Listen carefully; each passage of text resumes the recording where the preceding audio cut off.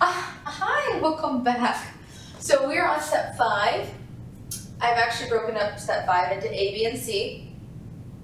So, as you're aware, we have determined it's a contract. We've determined it's governed by UCC 2 because it's a good, and we figured out if there are merchants or not in this transaction regarding the buyer and seller. Now we have to determine a little bit more about the terms of the contract and whether the contract itself is enforceable. Now, I'm sure everyone knows what SOF means. Yeah, I know. Statute of frauds. So, statute of frauds is an interesting contract principle. Obviously, it came from common law. It usually states that if a contract is not in writing, depending on a list of certain things, then it's not going to be enforceable. What you're really going to see a lot here is probably in the fact pattern, you're going to see something regarding a transaction of a good that's over $500. Immediately, you're like, oh, over $500, that means statute of frauds. We require a very specific type of writing here, and if we don't have it, then, it's not going to be enforceable. If only it was that easy like it used to be. So statute of frauds, it does kick out a contract that does not exist in writing, and it does not support the idea of an oral agreement, especially if it's over $500. However, there is a merchant-to-merchant exception. There's actually a total of 4 exceptions. So, a merchant-to-merchant exception regarding the statute of frauds is actually quite interesting. So, under the UCC Article 2, if you have 2 merchants that have a conversation about the buying and selling of a particular product, and one of those people in that conversation, they go home, they go to work, and they send, say, an email. And that email has information regarding the good to be purchased. It has information about potentially how much of that good they're purchasing. It might even say something about the price. And it obviously indicates a clear intent of the parties to contract for this product. If that email is sent to the other person that was in that conversation, you might say that's not technically a contract, and you'd be right. However, the merchant-to-merchant exception says when taken together with the oral conversation and this, reduction to writing this email, we're going to put those 2 together and say that there was a contract. So, in order to analyze this, you really just have to look at, okay, was there a contract regarding the buying and selling of something? And if the answer is yes, then you have to look to the email. If the email has some type of information about the product, price, quantity, and lastly, something about payment or delivery or anything, even if it doesn't have that, at the basic level, you're going to need price, quantity, and some level of intent to be bound. Now, the thing that can get confusing with this exception is, as y'all are aware, UCC is a gap filler, which means that if we contracting parties forget something, you're going to take in some law in the UCC, take it and plug it into that contract, and you're going to read it in as if it was always part of that contract. So let's say, for example, we are buying a necklace, and we want to buy, say 500 for the Christmas rush. And that necklace, we want it to be delivered in November. And we talk about all these things together. But when I send an email to you later, I say, I would like to purchase 500 of your necklace. I had a wonderful conversation today. So glad we get to do business together. That's all I say. Would that count? Yeah, it would. You're like, well, you didn't mention price. I didn't, but I mentioned the specific actual item. And we could probably look back to the records of this seller and see what they typically sell this product for to other merchants. And the gap filler, what it'll do is it'll take that information and it'll kind of input that price into the contract because it was always there. And that's what I mean by gap filler. The biggest thing that you're going to see, and any nuance you're going to see specifically and mainly, is probably going to be about quantity, because that's the most important part of this exception. So if I say I want to buy 500 in person, but when I redact it to writing in the email, I say I only put 100. If we go to court, which one do you think would govern? The 500 we talked about or the 100? It's going to be whatever's in writing. So it's going to be the email that says 100.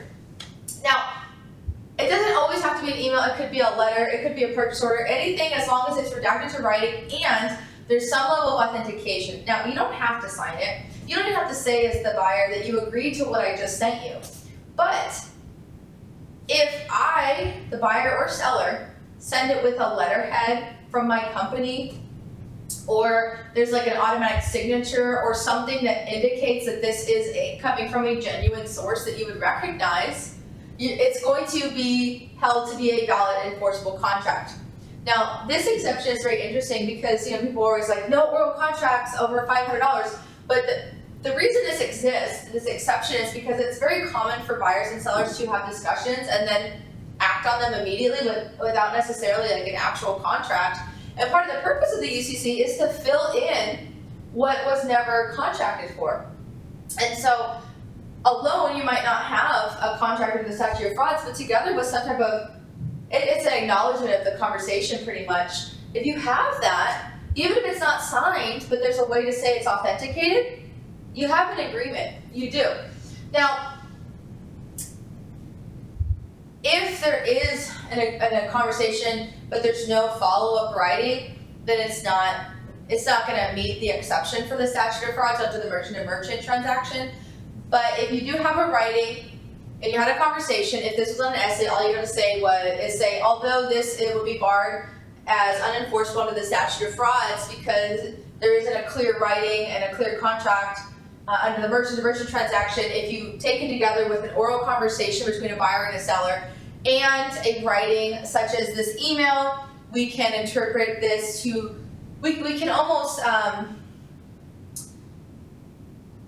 it's almost like we give power to the intent that wasn't clearly stated, and we're going to say, based on this, we're going to say that the parties intended to contract together, we're going to interpret it as such, and therefore there is a binding contract, and anything that was left out of the deal, you're going to interpret through UCC Article 2. But then make sure you point out that it is in writing. How do you know? And you say email or letter or whatever. Say there was a writing, it was authenticated by letterhead, signature at the bottom of the email, or it was sent specifically to the buyer or seller and their name is written there, anything like that to indicate the party. And then you just have to mention that there is a product that's mentioned and the quantity. That's the most important part. If there is no quantity, there is an actual exception to that. There's actually two. And if you don't specifically mention a quantity, but you say, based on the amount that you produce as seller, say that I'm buying crops, based on what you are able to produce, that's sufficient to say that that's a quantity, because that quantity you would not know, but it's enough to say that you know what it is. And the price also may not be exactly set, but there's enough there to take the UCC and fill in that information. Now, the other example would be, in the quantity, is to provide as much as I need as the buyer based on the traffic I receive in the Christmas season. That is also one of those quantities that might change, but it's still something that's measurable. It has to just somehow be measurable. If it's somehow measurable, the quantity will be able to be interpreted. Now, as long as you have those things, you're able to argue that yes, we do in fact, under this exception, have an enforceable contract. Now, there's a few other exceptions. The other exception is what's called the special manufacturing exception, and all this really is that if I call on the phone a seller to make something really innocuous and weird that they don't typically make, but they're capable of making. So for example, if I was a jewelry maker, or this person was a jewelry maker, and they typically only make, stone rings out of metal wire. And that's their brand, that's what they do. I mean, they're just really good at making rings out of wire using stones. And I call them and I'm like, I would love you to make a pair of earrings the same way that you make rings. That would be considered a special manufacturing product. even though they are qualified to make this because they have all the skills that they can take it and impute on something else, it's not technically what they normally do. So, based on this, if I call 4 days later and I cancel the order, technically they can enforce the contract against me because, one, this is not something they typically make in their ordinary course of business. This is not something they would be able to sell easily because this is not their customer base. 3, this is something that they started to produce and make specifically for me and my preferences. And it's something they're likely not going to be able to sell, and they're not going to be able to do anything with it. It was a complete waste of time and money for them. And that would be very unfair to have people being able to make contracts willy-nilly and not be able to protect the seller at all for stuff like this. So based on that, even though in that situation one person might not be a merchant and the other may be a merchant, we're going to protect the merchant in this instance, and we are going to say that there is in fact an enforceable contract, even if it was only based off of a phone conversation. So that's why this exception is really kind of interesting, because there's not even a right that's entirely there. As long as there's an oral conversation that's enough to establish there's a specialty item with special instructions that's outside the ordinary course of business, we can say that yes, in fact, this was a contract and we can enforce it, and statute of frauds is not going to bar this. Now, the third one is actually, I think, the easiest one, and that's called the judicial admission exception. I find it funny. So this exception really, all it is if you sue somebody over a contract in court and they somehow admit it, they somehow acknowledge that there was a contract that was formed, either in a testimony, in a motion, in some type of proceeding, anything to do with the judiciary pretty much. If they admit what they did was if they admit that there was a contract, then even if everything else said there was no contract, we now can say there was an enforceable contract that will not be barred by statute of frauds because they admitted it. You're pretty much just using their admission against them. It's very rare. I think it's way too easy, so it's very unlikely to come up. But if it did, the only analysis would literally be they admitted it in this judicial proceeding, therefore under the judicial admission exception, statute of frauds will not bar the enforcement of this contract. That is all. Pretty simplistic. Now, the last one is very similar, I think, to special manufacturing. It's just slightly different. And the last one's is part performance exception. So even if we don't have a contract, we have no way to get around the statute of frauds any other way, but I started to perform on the contract, then even if there's nothing to say otherwise, based on the fact that I'm performing on this contract, we're going to enforce the contract. And that's just because it's, even though people are crazy and they do crazy things, at the end of the day, we're going to assume people aren't going to do work for a contract that doesn't actually exist. So we're going to assume that somebody's performing on the contract that, they are doing what they promised and they were obligated to do, and therefore we're going to require the other party to provide the benefit that they expected to get from that bargain, from that contract. So we're going to enforce it even though there's nothing else to say it exists. So pretty simplistic there.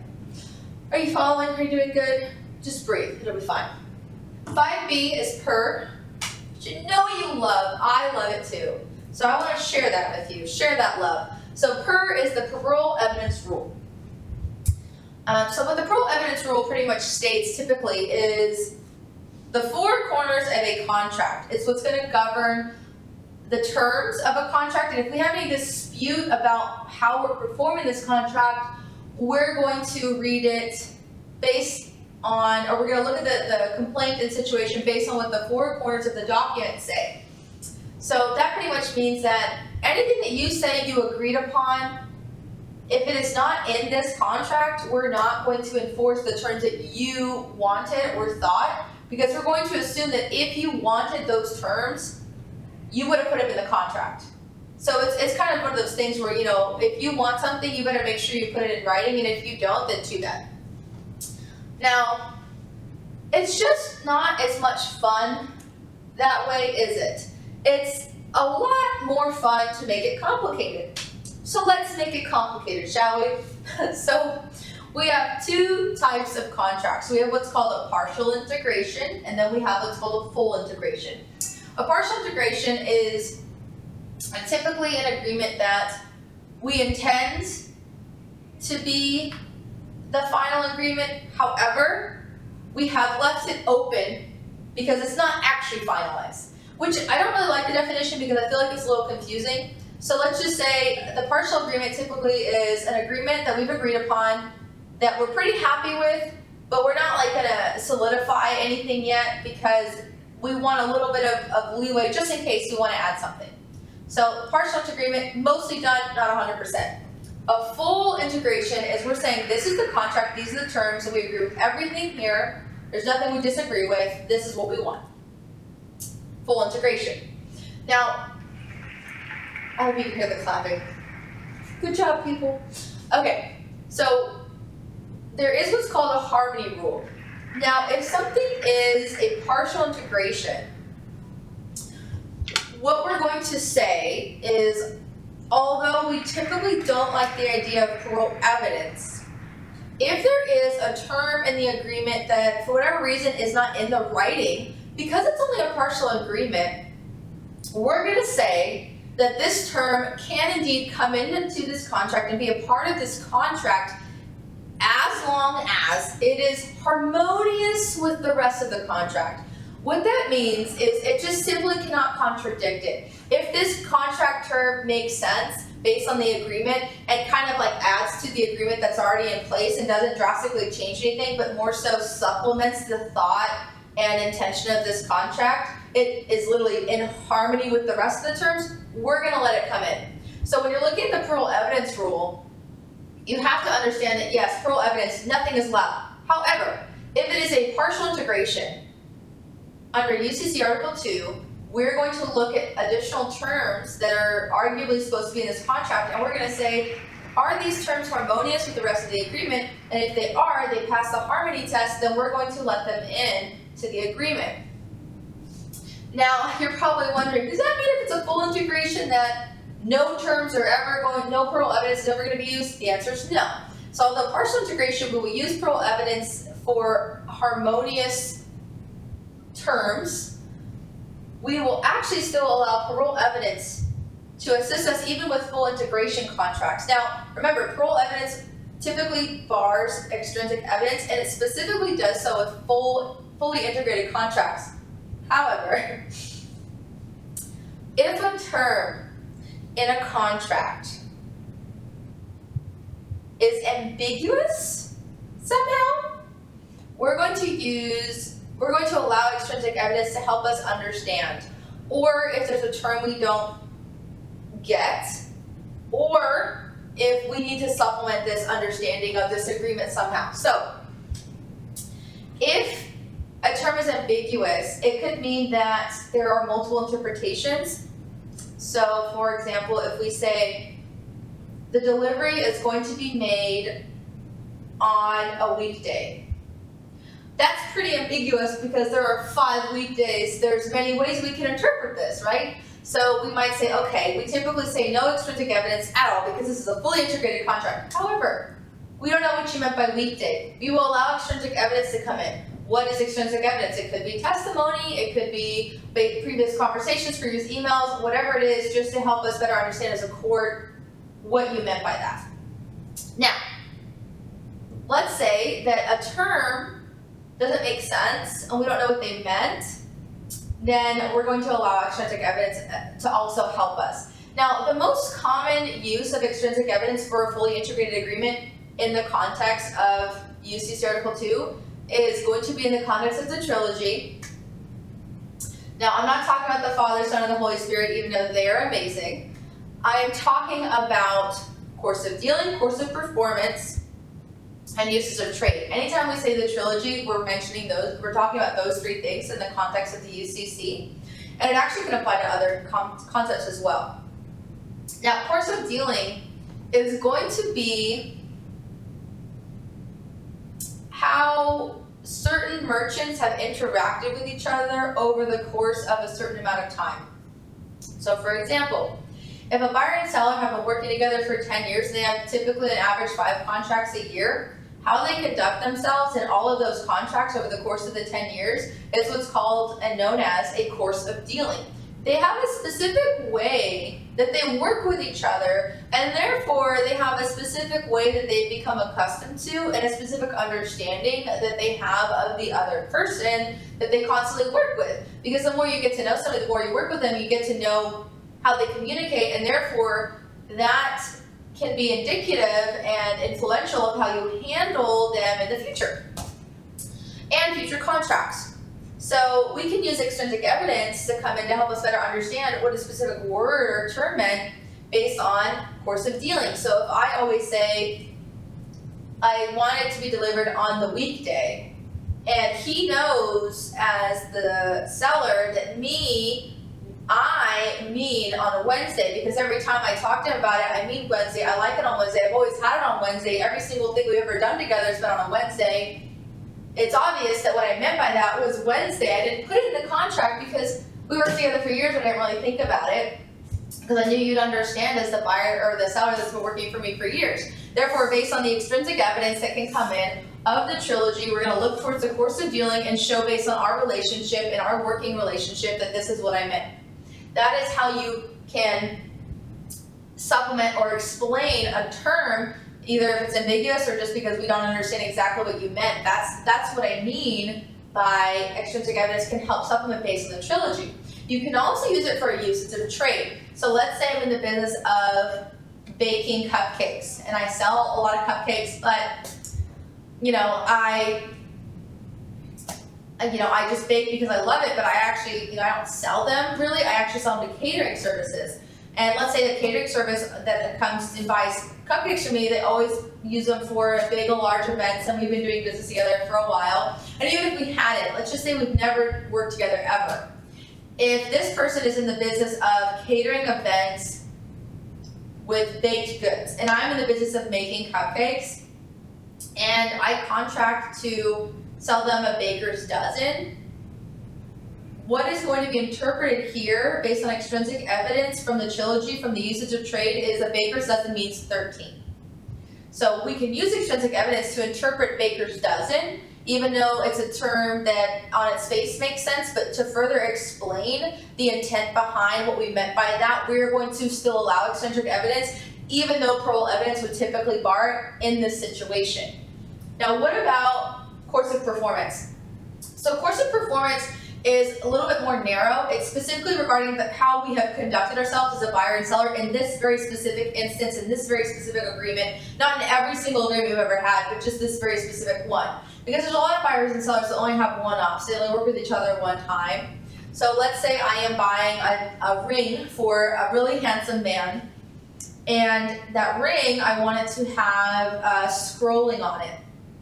So that is going to be something I might go to a jeweler for. And let's say I've been working with the jeweler for 6 months and I've got to know them very well. And every time I want to make a change to the ring, I send it in an email, right? And then they always respond and they always act based on that email. They've been doing that for 6 months.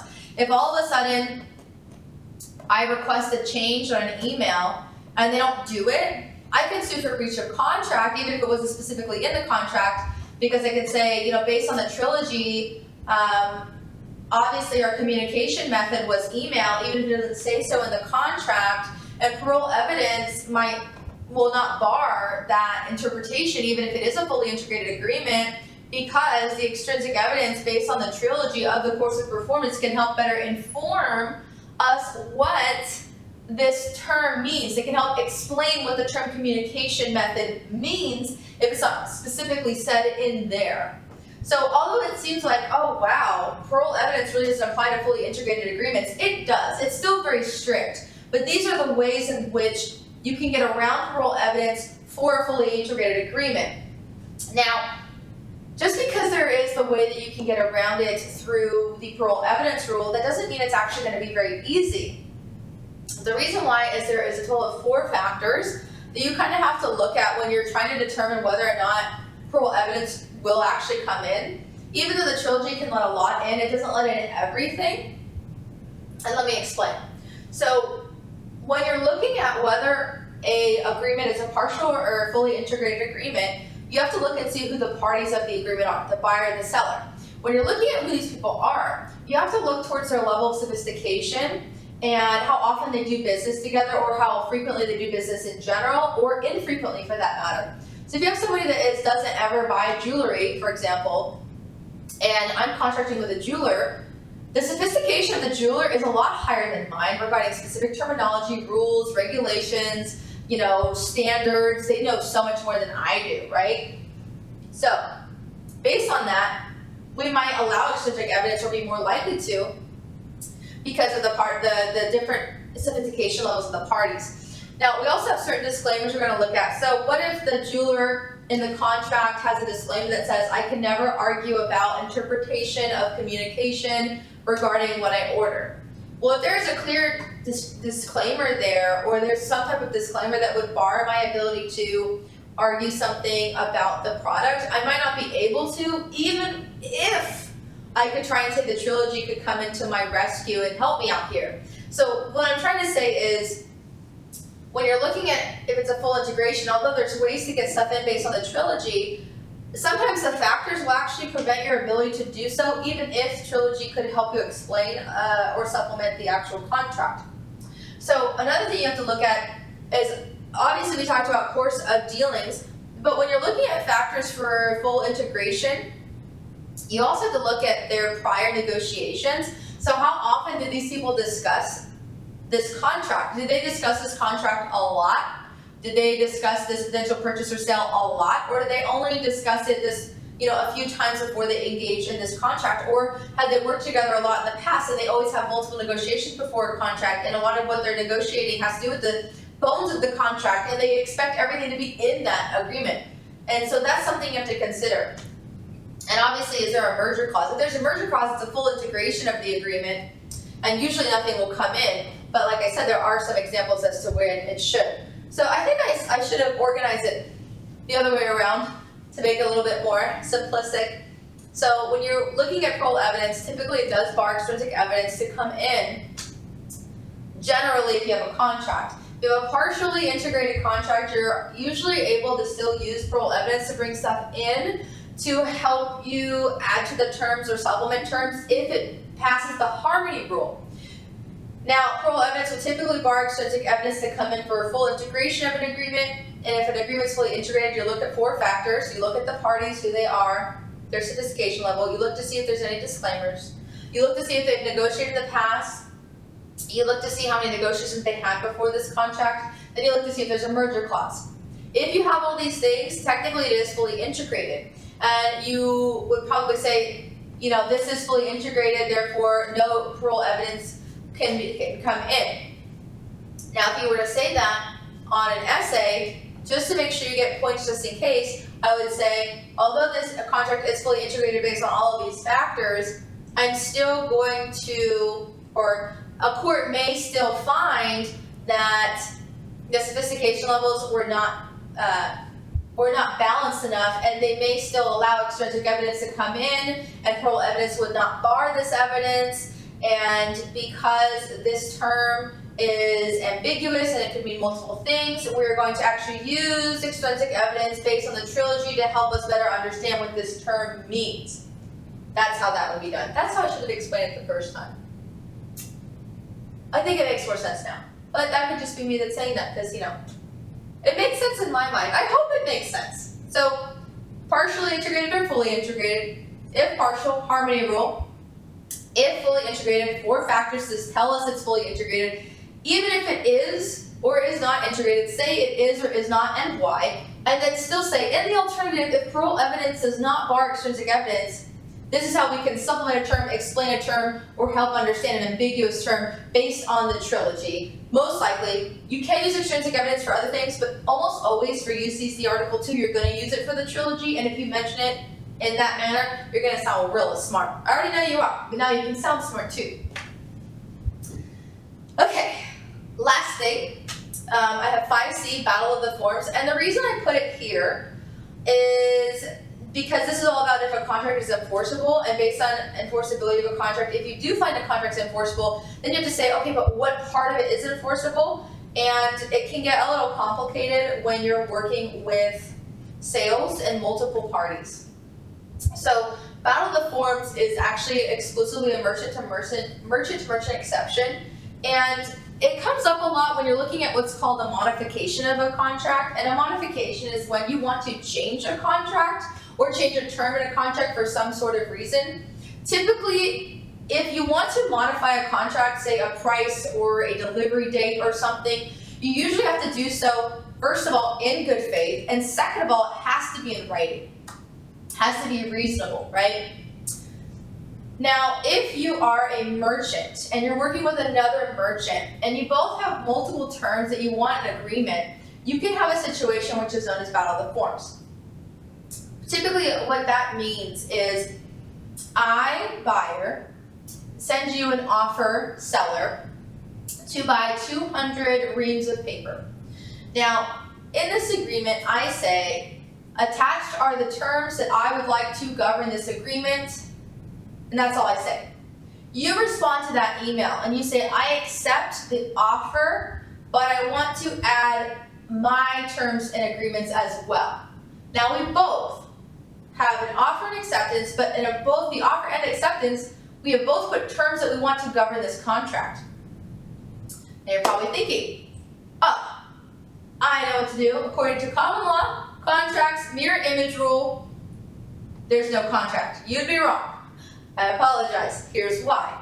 The merchant-to-merchant exception, Battle of the Forms, is the exception to the mirror image rule. And what this means is if you have two merchants that are dealing and doing a contract together, there is no obligation for the actual transaction to mirror the offer. The acceptance does not need to mirror the offer. The acceptance still needs to be seasonable and timely and reasonable regarding when it is accepted in reference to when the offer was given.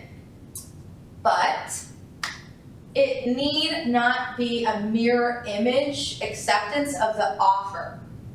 And you're probably wondering, okay, what does that mean? So what will typically happen is we'll have the offeror and their terms, and we'll have the offeree and their terms. And the court, what they're going to do is they're going to look and see all of the different terms. And they're going to put them together and see which terms are the same. And they'll be like, okay, we don't have a problem with that. And then they're going to delineate the other two terms into two sections. They're going to delineate into what's known as additional terms and different terms. Now, what they mean by additional terms is they're going to say, okay, are these additional terms that we have added, do these terms supplement the agreement, or did they somehow contradict the agreement or have some type of material change? Now this means we're going to have all these terms that we're going to apply. And all these terms are additional and they don't change the heart of the deal. We're going to allow them in. But if a term contradicts an original term, we're not going to bring that into the contract. Additionally, if any term is considered a material term or material change, we're also not going to let it in. A good example of this is, say I'm the offeror, and in my terms I say, we are going to litigate any problems in the state of Washylvania. And you, offeree, attach the terms that you want to govern, and you say all issues are going to be governed in Maryland. That is going to be an example of a material change, a material additional term. That material additional term is not going to be part of the contract. You're probably wondering, well, what state are we going to choose? We're going to default to the offeror's choice of law because they're the ones that offered the agreement. And if you wanted to change it, you should have negotiated that. You can't just add it in and then adjust it. Like it's not like necessarily going to be whoever had the last word. That's not how it works. So you're going to default to what the original term was. Now, if you say, prior to any litigation, we want to have mediation or arbitration first, that is a slightly different addition, right? It's a little bit different, but it's still considered an additional term. It doesn't drastically alter the heart of the deal. It doesn't drastically materially alter anything in the contract, so we're probably going to let that in. So that's how that term would work. Now you're probably like, okay, what is a different term? A different term is literally when you have two complete terms that two meanings, and they completely contradict each other. So what typically would happen is they were going to apply a rule, and that rule is called the knockout rule. And that pretty much means they cancel each other out. I know, like, that doesn't make any sense, so I'm just going to default to an offeror. It depends on the situation. Usually it's pretty clear. Usually it's pretty clear if it's a different term as opposed to a material term. Because remember, additional term is something we are adding to what already exists, whereas a different term is we're trying to change something completely. So for example, if I say, I want to buy 500 necklaces from you for $5,000. And I want this to be delivered in the second week of the start of fall. And you say, I will be delivering the necklaces in the second week of spring. The knockout rule would knock out both of those. And you're like, okay, well then when would these be delivered? Well, then we're gonna probably look at UCC2 and basic principles here. We're gonna say, okay, what did the parties intend on both sides? Not the best example. I think what can be confusing too is the additional terms and different terms are very similar. And sometimes material terms might seem like different terms, and sometimes they are. So the biggest thing to remember is when you're looking at Battle of Forms and you're trying to determine if these terms govern, first you're going to say, is this a transaction between merchants? If the answer is yes, and they're trying to add new terms or modify an agreement, if they are both merchants, then you can do so under the Battle of Forms. It's going to be allowed even if there's not an additional writing as what's usually required under contract principles and the statute of frauds. But if we both have different terms, we're gonna have to find some level of balance here.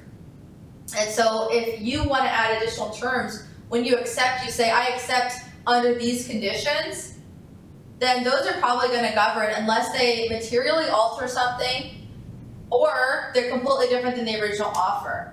And sometimes when it's so going to be different than the original offer, sometimes we won't even default to the original offer, we'll just knock it out. Like if they're so on the opposite side, we'll just knock it out.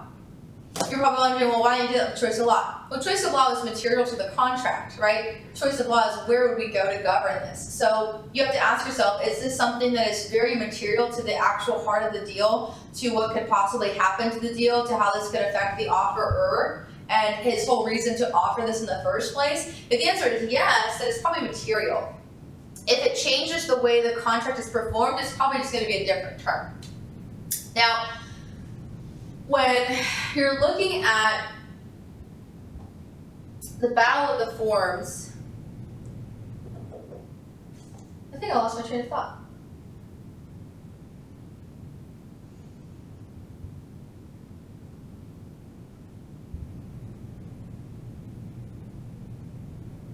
No, I can't remember. I think that might be it.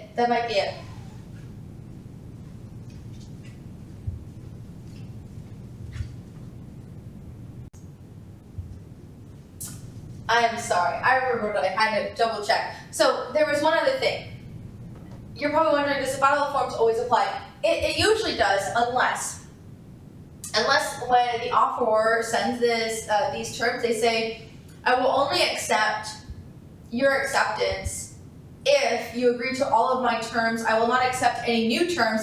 And then if they add an attachment saying, I accept and here are the terms I want to apply, those terms won't apply because he literally said, if you want to accept this agreement, you cannot accept, I will not accept it if you don't accept it in the way I want the agreement to be read. Another way of saying that is, remember, basic contract principles, the offeror is in charge of the offer, which means he gets to dictate the acceptance. So if he puts rules on the acceptance, they do have to be applied.